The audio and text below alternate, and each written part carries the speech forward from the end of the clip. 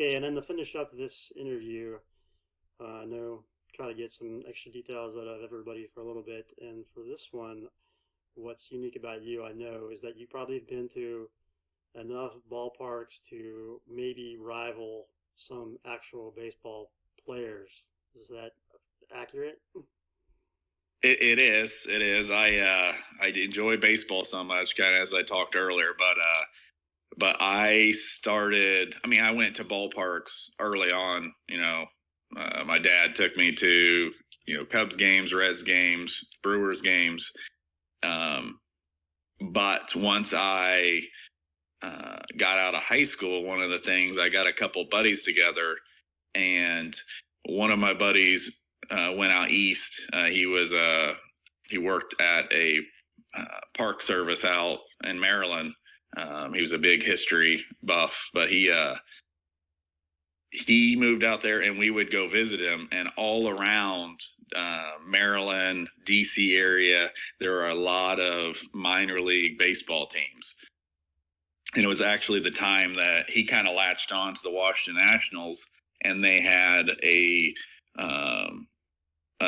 number one pick in Steven Strasburg, which he was amazing as a pitcher. It was one of a first coming at that time. He was throwing over 100 consistently. And then they had a phenom in Bryce Harper that they drafted. And we got to go during that time when he were in single A, so small ballparks where you might see 3,000, 5,000 fans, and these guys were coming up through the system there. And, now both of them had good major league careers. I would say Strasburg, they won the World Series, but Strasburg got hurt multiple times. But in saying that, we would go to ballparks, and I was like, this is kind of cool. We should make this a trip. And so it was three of us, and we planned out. We did it for about 3 years. And basically I went, like, the first one, we went from South Bend. No, we went to Fort Wayne. There's a single A team there, up to Detroit to the Tigers, MLB, and then went down. That was a day game. So we went for I think it was a 1:00 first pitch. Then we drove down an hour to Toledo for a night game. Then we went across to Chicago to see, there was a single A team there. We went to Milwaukee, and we made a trip out of it. We got to see, I think in that time there was 6 teams we saw in 5 days. And then the next year we went out east. But we did this for multiple years. That kind of, family happens, life happens. Now it kind of goes to, I try to, when we plan out a vacation, to go to new ballparks. And so in my total of ballparks, I've went to 40 minor league stadiums. Oh my gosh. And 12 major league. Minors, they actually reduced after COVID happened. That was one thing MLB kind of went in. And I did restrict it. So MLB has minor league systems, and they only cover a couple teams each. They sign contracts with them and stuff. A lot of those teams, if they don't undergo a contract, they become independent league teams. And so I restricted it. I started going to those, and I'm like, man, when I started looking, there's probably, I don't know, 1,000 plus of those. And Wow. so I was like, all right, I'm only going to try to go to minor league. So there's still a lot to go, but yes, I've been to 40. I've been fortunate enough that now having, 2 boys, my oldest has been to 12, and then my youngest has been to 7. So we try to plan when we go on vacation. We went to Panama City Beach. When we came back, we stopped in Huntsville, Alabama, and saw the Rocket City Trash Pandas, which was a newer minor league organization. And then we made a stop, this last year. I had already been to Kansas City to see the Royals, but my sons have not, and also the wife. So we went to the Royals when we went out to Kansas City. And so that was one of the major leagues. So major league, I've been to 12.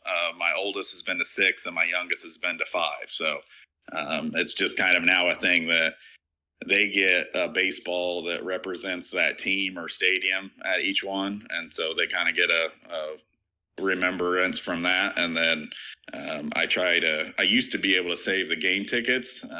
Nowadays everything's digital, so I don't get the tickets as much, but that was one.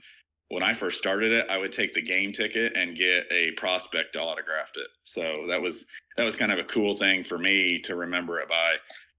And then there's a lot of funny names, so I would buy gear for each one of them. One of my favorites was Richmond, Virginia, the Flying Squirrels. So I bought a bunch of the Flying Squirrel stuff, and that's one cool thing about minor league is they make baseball fun, and Cool, you yeah, know, a they lot of do. them keep local communities going, so that's always a cool thing. You go to a hole in the wall town and they've got a minor league team. So been fortunate enough, like Indianapolis has a AAA team, and it's one of the feeder systems for the Pirates, and that's cool to have that here. But I like going to the tiny ones too, so the high A, single A. How are you able to get the autographs from the prospects? That's an easy thing? They just line up and you're able to. How does that work? It depends. There was times you got to think a lot of those. They're 19 and 20, and they some of them, if you're just nice to them. Now there are guys that are hounding it to try to get the baseball card signed or the pictures because they want to turn around and try to flip it. But not to say I've used my kids, but my kids also, I mean, they're going to sign for kids. So that also kind of inspires, you know, if I was a kid and had a baseball and got it signed by a player, that would kind of be in all of it. I was unfortunate to have that happen. You know, I never caught a home run ball or a foul ball. Um, my kids have probably got, I don't, 6 or 7 from major league games, baseballs. Now we'll go pregame and they'll meet the players in the field, and it was cool. We would go to a Brewers game at Great American Ballpark in Cincinnati, and usually there's a handful of players that would come and visit. And I know the first time taking my youngest, my oldest went and got 2 baseballs and got his hat signed by about 10 major leaguers. So that was a cool experience. And then I'll kind of give you a side story. We went to Cincinnati to see the Brewers and Reds, but this was just a couples trip, so no kids involved.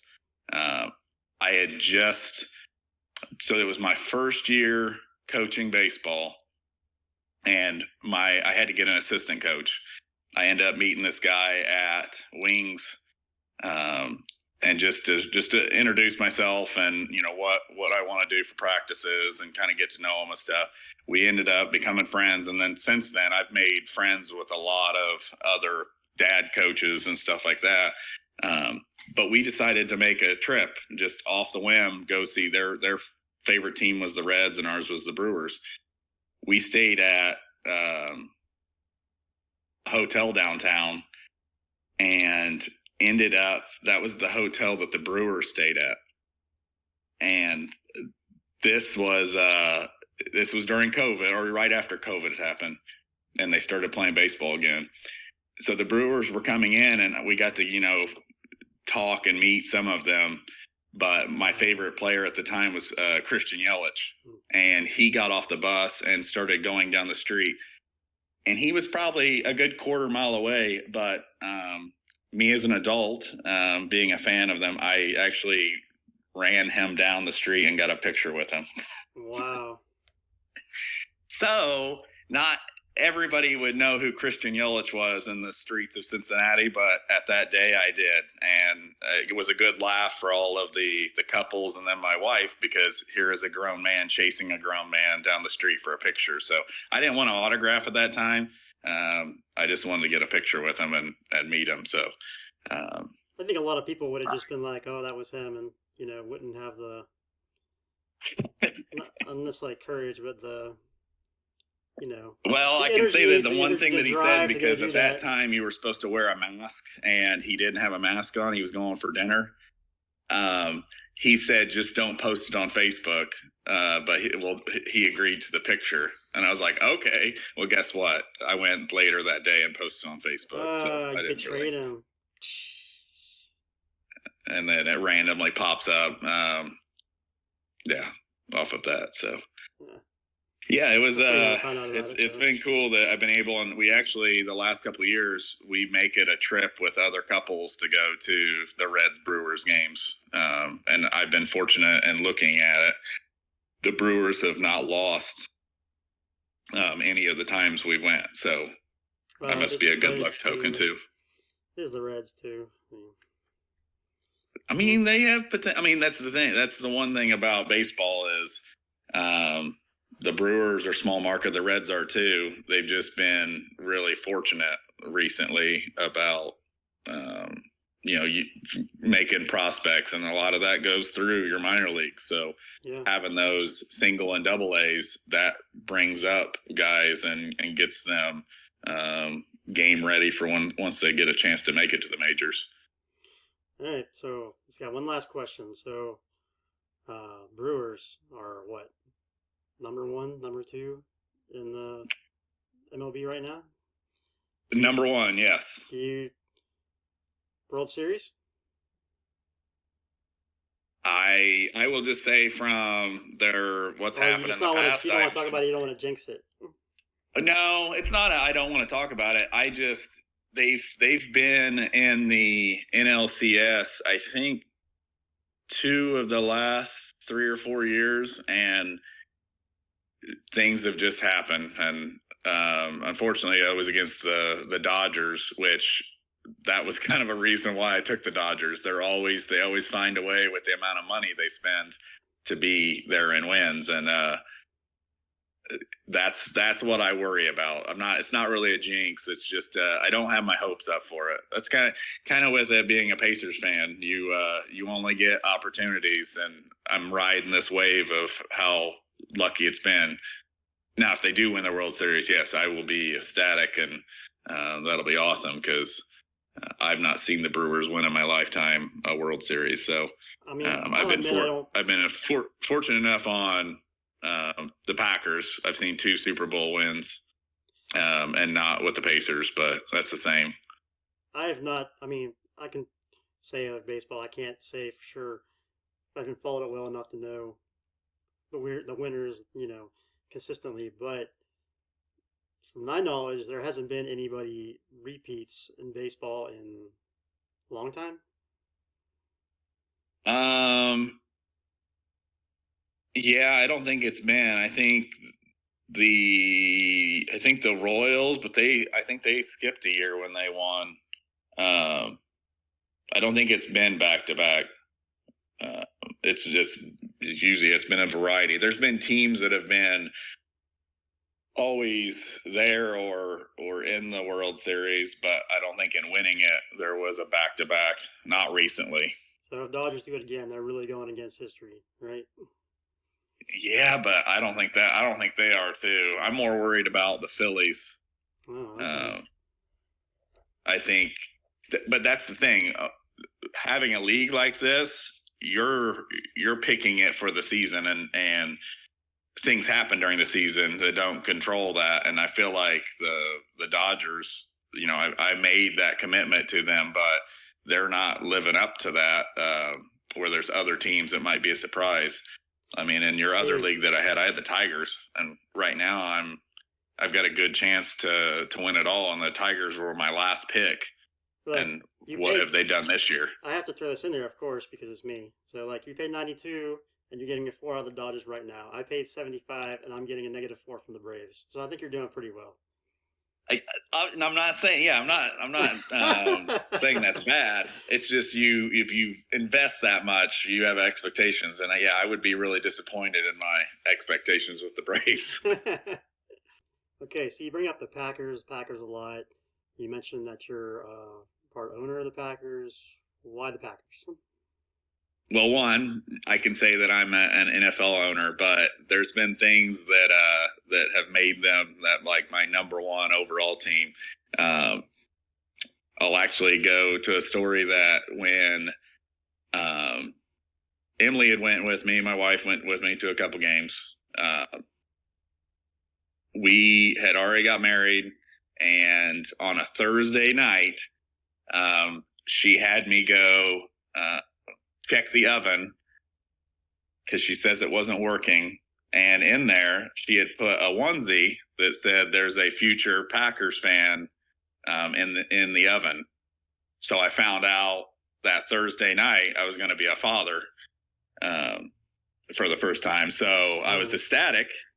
And then the Packers were playing the Lions in Detroit, and she wasn't feeling the best because she was pregnant, and at the time the Packers were down. I'm wanting to say like 17-0 at halftime, and she had already went to sleep. And then the Packers actually came back, and you can look it up as the miracle in Motown. It was a Hail Mary that was thrown, and they won that game. The crazy thing is, I went running around the house. It was Aaron Rodgers had passed to the tight end, Richard Rodgers, and I was yelling Rodgers to Rodgers. Freaked her out, woke her up in her sleep. We had a dog at the time. He went berserk, and it was probably midnight at the time. So that was a cool memory. She almost was like, I was more excited about that than finding out I was going to be a dad. I can edit that out if you want. I know, that's the truth. She can tell you that too. My other story I was going to tell you was I went with one of my good friends at work to a Packers. It was supposed to be a Packers Dolphins game. We ended up, he wanted to enjoy it. So we went to a Packers Cardinals game. And at that time, the Packers were kind of clinging to making the playoffs or not. And tickets were a little cheaper than what other games were. And they played the Arizona Cardinals, which was one of the worst teams in the NFL. We went up there, enjoyed the experience. We actually bought front row tickets in the end zone. And one thing that the Packers are known for, a lot of other teams have done it since, but the Packers kind of started it, was the Lambeau Leap. When they score a touchdown, they jump into the stands and interact with the fans. So it's been a cool thing that a traditional thing that they've done over the years. They don't always do it, but it's kind of a cool thing. We go to this game, and on a 4th and 4, one of my favorite receivers at the time was Davante Adams. He caught a touchdown, and we happened to be part of that Lambeau Leap. That was in the beginning of December, and that Christmas, my wife got a picture made of that, and basically, couldn't contain my excitement, but the same thing. I was almost more excited than when I found out I was going to be a father, which it wasn't. That was a moment always in there, but it's a moment that I'll always remember. And the cool thing is both of my sons were born on the 17th of the month, and that just happens to be Davante Adams' number. So if you wonder what my lucky number is, it's 17. My son has the same birthday as Sidney Crosby, so I can share that with you. Nice. Yeah. Nice. Not 2 kids. It's cool. That's kind of cool things in sports that I don't know. It makes it relatable, but it's just odd coincidence that it happens. Yeah, it's awesome when stuff like that happens. So, and all that, I'm a NFL owner, and the Packers are my favorite team that I show a lot of emotion during games. So watch a game with me and you'll see.